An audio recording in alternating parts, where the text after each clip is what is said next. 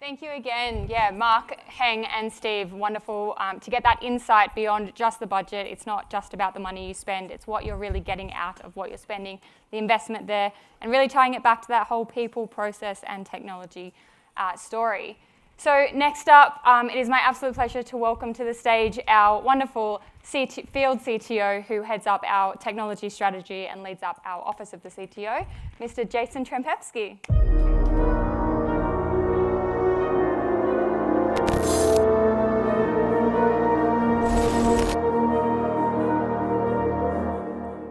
Good afternoon, everyone. My name is Jason Trampevski, and I'm the field CTO at Sekuro.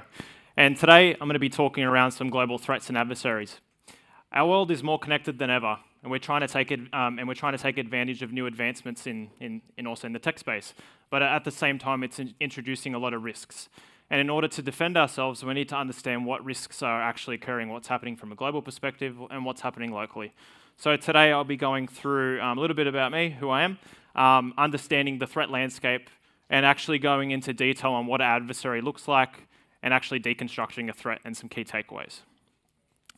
But first, if you forgot what I look like, I'm on there as well. So I lead the Office of the CTO, making sure our products and services are relevant. I've been in the industry for 13 years, even though I look like a baby. And my core philosophy is around the fundamentals, people, process, and technology. So even though we're isolated in this country in Australia, adversaries and threat actors can attack us from anywhere at any time. So from a global perspective, on the top left-hand side, you can see the initial infection vector last year. The top two were exploits and also around email attacks and phishing.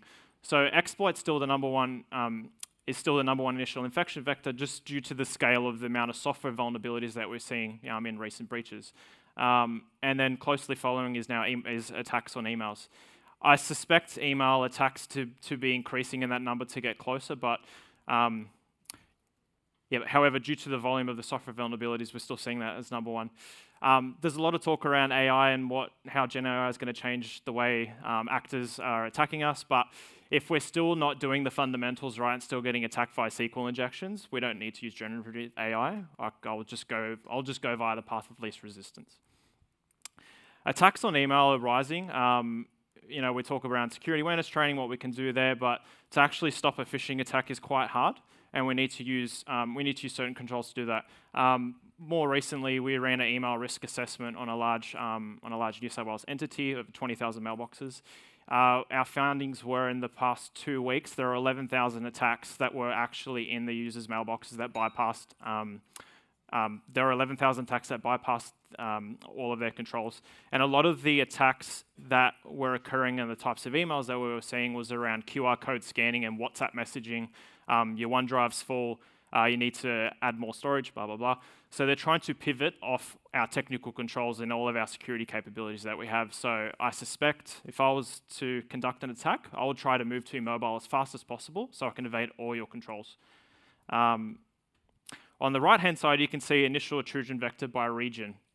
And the APAC number is quite concerning. 33% is prior compromise, meaning that when an organization gets attacked, they get attacked the exact same way again. So we're not actually rectifying the issue in the first place, and we need to change that.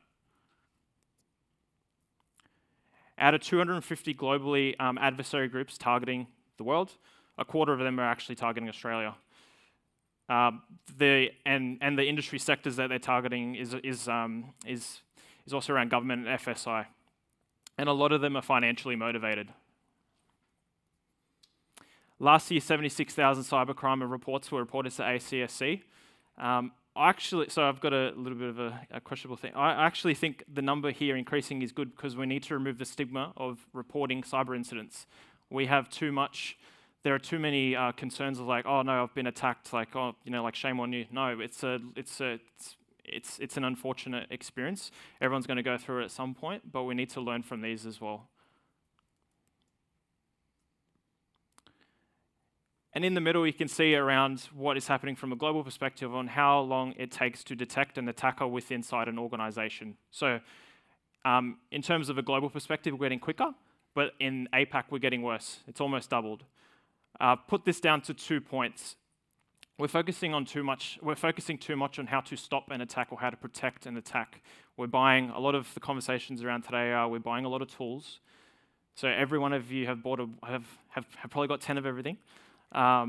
We need to stop buying more tools and really understand how we can use them, how we implement them effectively, what skills do our internal team have to actually use these, because we don't need to keep buying, more and more things. And number two is that because we're focusing too much on the protect, we're not maturing our detection capabilities. We need to get better on how we actually detect threats and how we go through a threat and also deconstruct the threat. So I'll be going through that today as well. Unmasking the adversaries. So I'm going to go into a particular threat actor actually targeting Australia. I want you to meet Mikhail. And when Mikhail was a little boy, he wanted to be famous. Now he is. He's on the FBI's most wanted list. He's been associated with a large number of ransomware. He's been associated with a large number of ransomware groups, including LockBit. And I'm going to go into what LockBit is today and a little bit more of a deeper dive on LockBit itself. But last year, LockBit was accounted for 1,200 victims last year, and then about 20% of ransomware-related incidents are actually LockBit associated. I don't know how this happened, but everyone's bashing Gartner today, so I've actually pre-prepared this without talking to anyone. But if we look at who's leading the pack in ransomware as a service, you can see that actually LockBit is on the top right-hand side. So they were founded in 2019, and they were known for really, really fast encryption speed, and also their control evasion capabilities. They use triple extortion methods, so they'll encrypt for impact, extract, then try and extort the organization and the victims as well. They were the #1 adversary group last year, and their ransomware demands are reaching it's still increasing. Really, their innovation and where they're innovative around this is that they've introduced a LockBit ransomware builder, where you can one-click turn off a lot of controls. So I downloaded it. I can disable a lot of the products I can disable a lot of the products that's already available, and then I can change the way the attack actually is constructed. So they're very, very creative. They have their own bug bounty program. You can get rewarded up to $50K USD if you find a bug in there, or if you actually break their encryption. It's not a bad business. And they have the highest award, and they have the highest affiliate program, meaning that they'll pay out up to 80% or 75% of the ransomware as well. So if we go into deconstructing LockBit and what LockBit looks like, and the purpose of this is how do we provide more context to make better decisions? So to do that, we need to understand the tactics, techniques, and procedures. So the why, so what is the goal? The how, so how are they going to achieve their goals? And the way. And most predominantly, it starts with two ways: an exploit, or someone gets their credentials compromised. The attacker establishes, and then the attacker establishes like initial access, establishes command and control, starts to laterally move, encrypt for impact, and then export their data.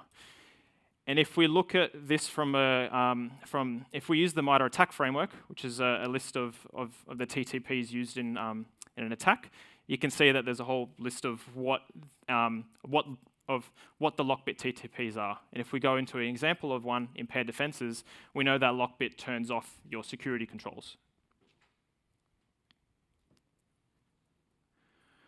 So I've said this for a while, everyone logs, but not everyone detects. And I see this really, really often.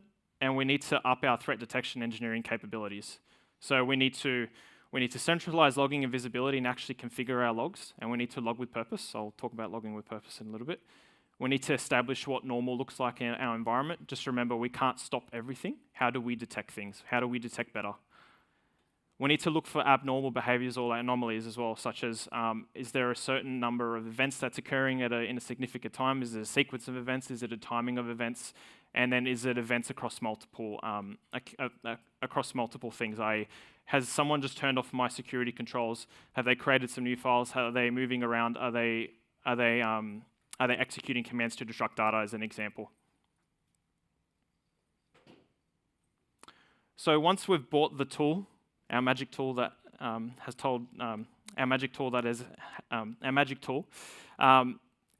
it's important to test and validate these controls. So understanding it from risk perspective and what we're trying to protect first, and then choosing the technique from the attack advisories. So We choose our technique, then we align our controls against the chosen technique. Then we create our content. So we create our logs, our alerts, our correlation dashboards, etc. We simulate the attack in a controlled setting. We understand and analyze what our capabilities are in detection and prevention and what actually happened. And then we tune and from there we tune and tweak our security controls, tune our program across people, process, and technology. It's not just a technology thing. It's an equal balance of all three, and it always will be.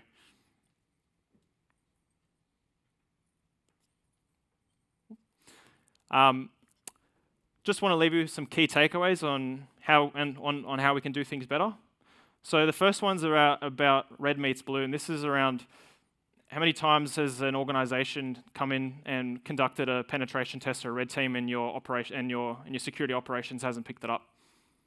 If they can't pick up the pen test or the red team exercise that is actually not malicious, what chances have they got in actually detecting a real threat?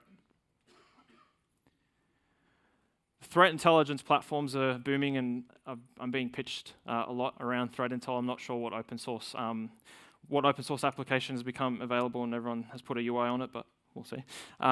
It's important to combine your SOC insights with what's actually happening in your frontline and across multiple teams to understand what your users are doing in your organization, because your users and your business is actually unique. They're going to do certain things in certain ways.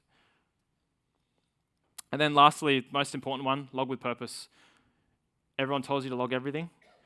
That's very hard to do. Log with purpose. Understand what your log collection strategy is. Have a log collection strategy.